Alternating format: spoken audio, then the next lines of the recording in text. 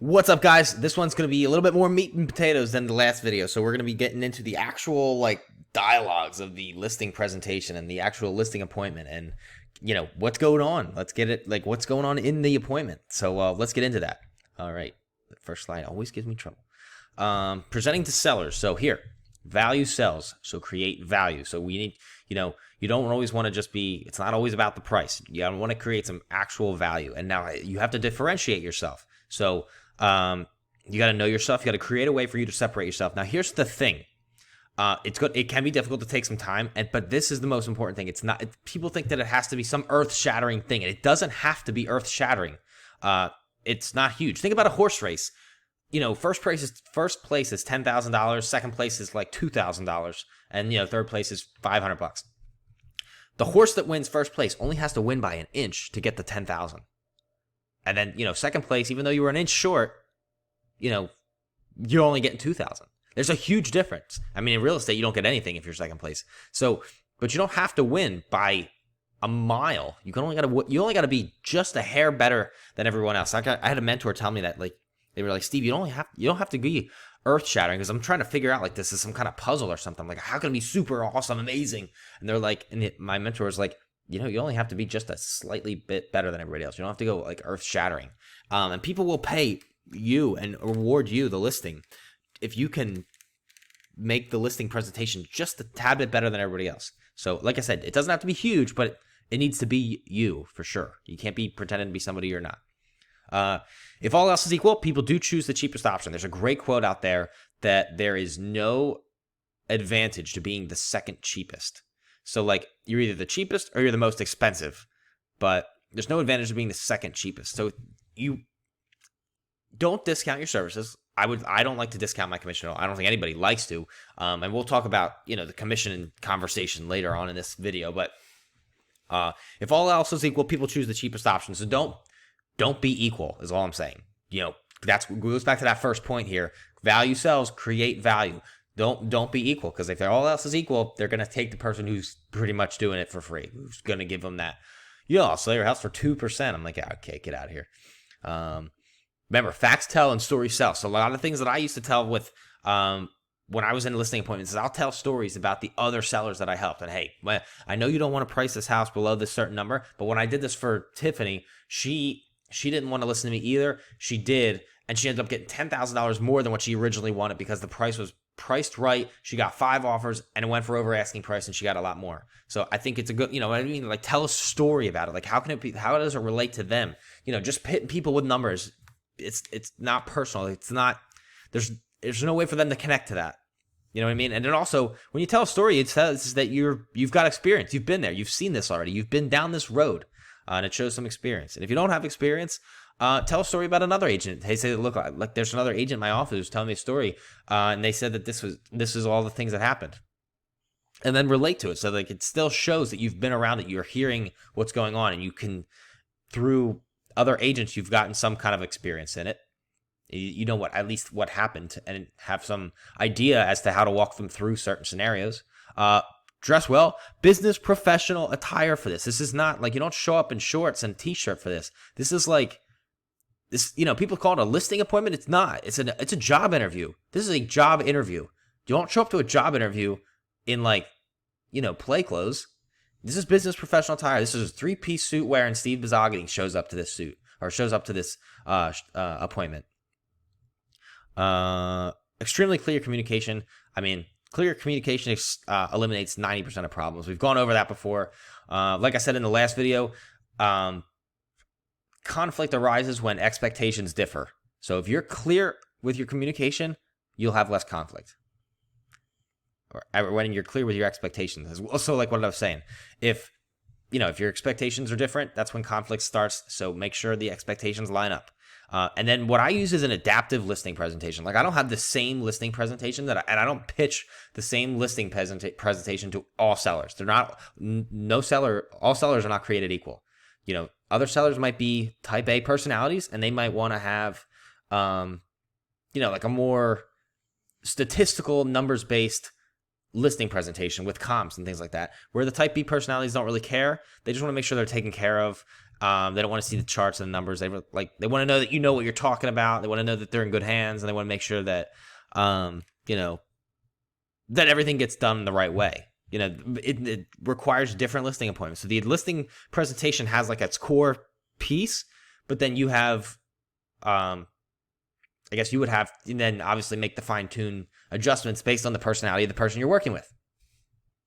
Like I just said, cater to the person's personality, client's personality. Avoiding commission cuts. This is a fun one. So you've got to have a dialogue for this. So like, you can't just like walk into a listing appointment and be like, oh, can you do it for less? No, I can't. Like, good dialogue. I mean, I guess that might work, but it's not very smooth. So framing is key. I think framing is one of the great ways to protect your commission. And so, like I said, this is your money. Protect it. This is what puts food on the table. Don't just throw it away. I can't stand this. So, like, I had an agent once tell me, he said, I was buying, it was before I had my real estate license. I was still doing the investing, and an agent was showing me this house. He goes, hey, Steve, if you buy this, he's like, I'll just give you a 5% commission. I'm like, I didn't even ask. I didn't even ask him to discount his commission, and he was already throwing it away. I was like, damn, dude. Now looking at the time, it was like, okay, awesome, cool, I got a discount. But like looking back on it, now that I'm a real estate agent, it's like, wow, this guy just tossed his money away. Like he literally just tossed it away. I didn't even ask him to do so, and he did it anyway. So don't do that. Do not throw your money away. Don't go right to 5%, please. Buyer agents will thank you. Plus, your listings will be more fun showing, because other realtors will start to notice, that's Steve. He gets 6% commissions. I want to show his listings. Because you're getting the 3. Everybody wants the 3. So some dialogue options. So the first one is to frame the 6%. I got this actually right from the listing agreement that Berkshire Hathaway had, and I really thought it was creative. On the listing agreement, it said, choose your, like the little check marks, it said choose your commission or your compensation package or whatever it was. And it said 6%, 7%, or 8%. And it was framed as the 6% was the cheapest option. So everybody obviously, of course, checked the 6%. Like 5 was never on there. 5 was never an option. You want to pay 7 or 8? No, it's pay 6. So it was framed really well. So you got to frame it.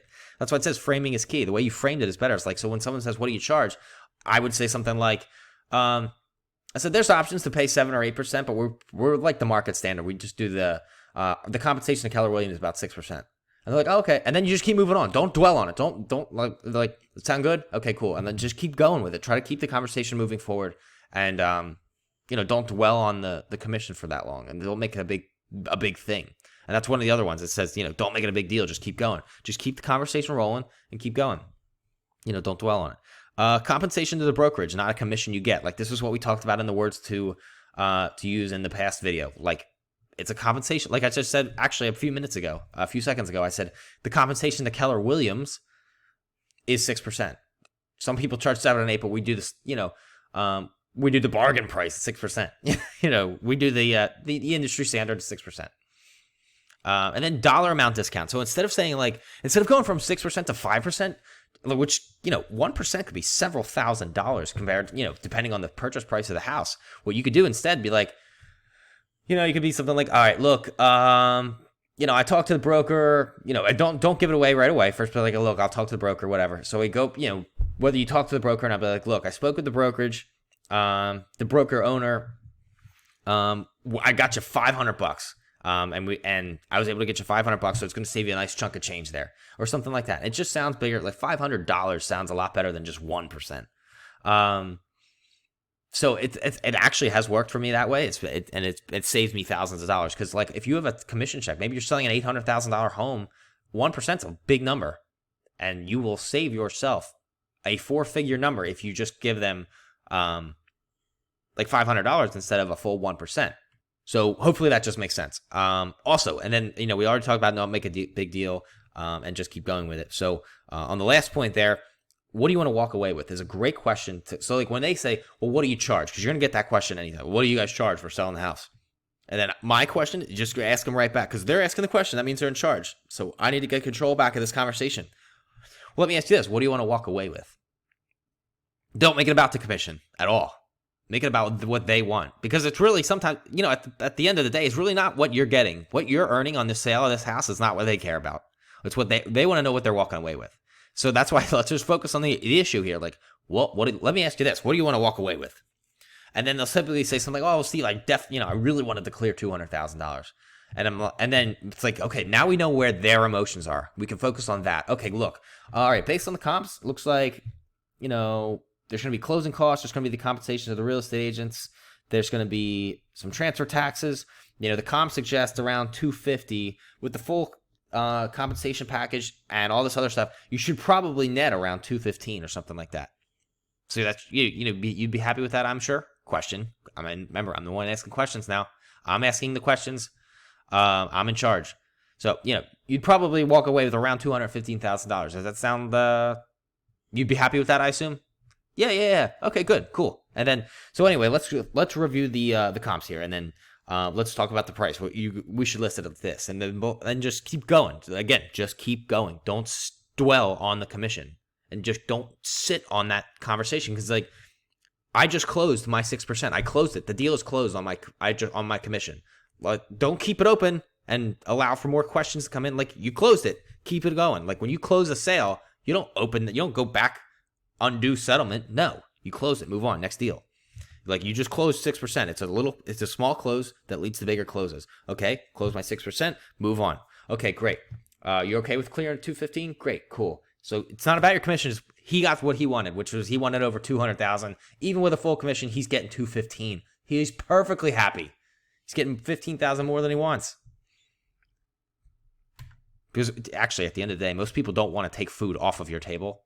They just want what they want first, and put their needs first. Then you'll be good. All right, getting home sold.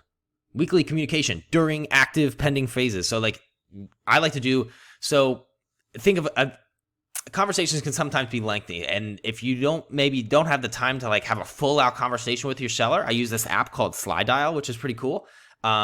It allows you to call their phone. It actually will skip the ring. It won't ring their phone. It'll just go right to their voicemail. Now, obviously, if they're one of those people whose voicemail is just full all the time and like purposely full so that nobody can ever leave a voicemail, it's a creative tactic, by the way. But if they're one of those people, then yeah, maybe send a video text message and then give them the update that way. I think that's a really good way to make a face-to-face. Or else use Slide Dial and you can just leave them a voicemail and say, hey, just want to let you know, I call Monday mornings. Monday morning I call about the previous week and let them know what happened about the performance of the listing. And I have a reminder on my phone that says, hey, call all active sellers and let's talk about what happened in the previous week. And then I'll call up and be like, hey, just wanted to let you know, last week we had 3 showings. This is what each buyer thought. But at least going forward, we got some good activity coming up, blah, blah, blah. Here's what the next plan is. Go with that. Slide Dial, like I said, is the app that you should use. Or if they have a full voicemail, use the video text message. Pricing it right. I'm not going to go into pricing right now because you guys have the comps guide for that. You guys can just literally read that and price the house accordingly. Price it right. I suggest pricing it right at market value or just under it because that gets you a lot of action, and usually drives the price up. It's more likely to drive the price up. And then, I've talked about this before, under promise and over deliver. I mean, guys, make yourself look like a superstar here. Don't overcomplicate that, and definitely don't do it backwards. Marketing plan and set a goal with them. So here's what I would say, what will make the home the most saleable? This is a question you have to ask. They're going to ask you this, but you have to ask this to yourself. Be like, all right, what's in this house that I can make it more saleable? Okay, let's get rid of the clutter here. Let's change the paint color there, or let's stage the house. Whatever, go through it. Go through the list. Create a marketing plan for them, and send them a really nice looking marketing plan. And then identify like your avatar for this buyer, like who's the buyer for this house. It's going to be a young couple who's moving, a young professional, or it's going to be, a single, resident nurse transfer or whatever. Get specific, find out who the ideal buyer is and identify that person. And then make an upfront agreement with the seller. I say this because sometimes sellers, no matter what they want, and they're stuck on a number and they got to see the market has to shut them down first before they come to reason. So maybe they want to list it at a high price, and I'd be like, all right, fine. You want to list it at $450? It's worth about $415. You want to list it at $450? That's fine. But after 30 days, I want your word now that after 30 days, if this isn't sold, or if the performance is very poor, after 2 weeks, we can price this at the number I suggested. And then I get an agreement with them up front and be like, okay, yeah, that's fine, Steve. Because then at least at that point, they can see when it doesn't sell, they can see, okay, look, Steve was right. The market said no to my 450 or whatever the number is, and make an agreement. Say, look, after 30 days, you can't do it. Or after 30 days, we get my price. Or if we get no showings in the first 2 weeks, we're changing it to my price.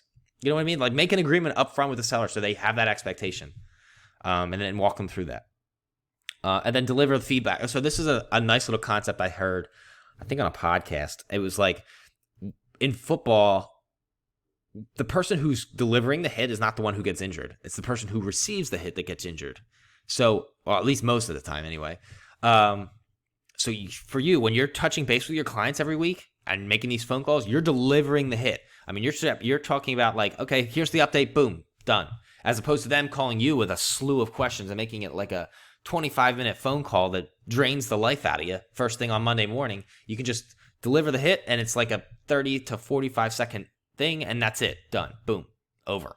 You know what I mean? So deliver the hit, don't get hit. So that wraps up this video. I will see you guys in the next lesson.